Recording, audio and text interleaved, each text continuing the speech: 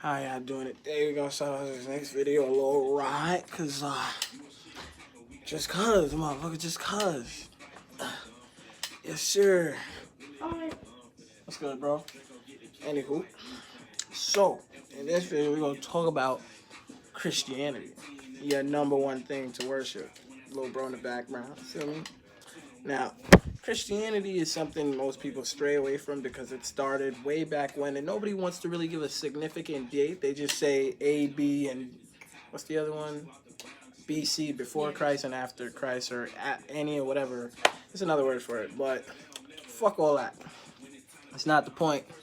Christianity really started after we lost a big race war between Europeans and Africans around 1314 to 1492, if I'm correct, maybe between those dates of time, because after we lost to the Europeans, they basically felt like they had more power. They wanted to now outcast any African Americans, any black people from Africa, Europe, anywhere in the Middle East, because those people were known for basically either holding wealth and power, having a royal family, or just being already in power.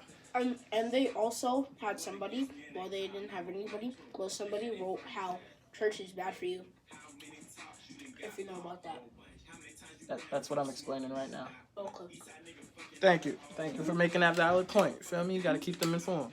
So basically, long story short, after you think about it like this, if a big old war just happened between Yokan and mine, and y'all won, and y'all believe that because y'all won, your color is more dominant because that's the only way you can tell each other apart. Aside from you being a man, I'm a man, she's a woman, he's a woman, she's a woman. Not he's a woman. But they had to choose color because you can't say, oh, those races over there are different. Nah, they said those blacks.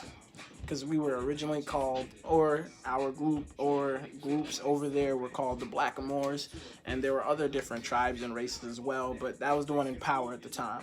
So after that happened, basically the Great Crusade, Mr. Columbus, so-called, whatever, your whole discoverer, fuck that guy anyway, because he dated a Portuguese girl and got married to her in the long run, so pretty sure that's not full Caucasian. Anywho, so after you basically ban all Africans because you won, you feel like you're the most dominant race now, you take over, you then eliminate or execute anyone that you know with that knowledge of what happened in that race war prior to you taking power, so that knowledge doesn't get spread, nor the religion nor the culture of those people, because you're trying to erase it, eradicate, just destroy it. So now that you've done that, you send out your army of Christians to go slaughter, pillage, and destroy any known knowledge of what race was in control, or I guess had power at the time before Europeans, popes, Catholics, and all that yada yada came into power. So you gotta remember. I'll spin it down. You good. So you gotta remember, long story short, if it wasn't for certain things being the way they were, like say we didn't lose the war, who knows who would have been in power now? Who knows if it would have been an equal society? I feel like we would have, because in all honesty, 400 years of slavery or whatever led to black people getting back still to where they are now.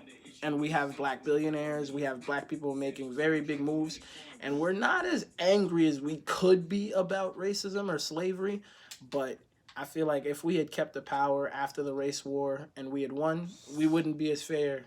No, we wouldn't be as unfair as people are today in their seat of power, if you know what I mean. So, with that being said, after you lose a giant race war and your country, culture, people get stumped out, you kind of become real depressed. Most of the time, or not most of the time, around those times, everyone was kind of still divided. They were amongst other islands, other capitals, other areas, period. Feel me? So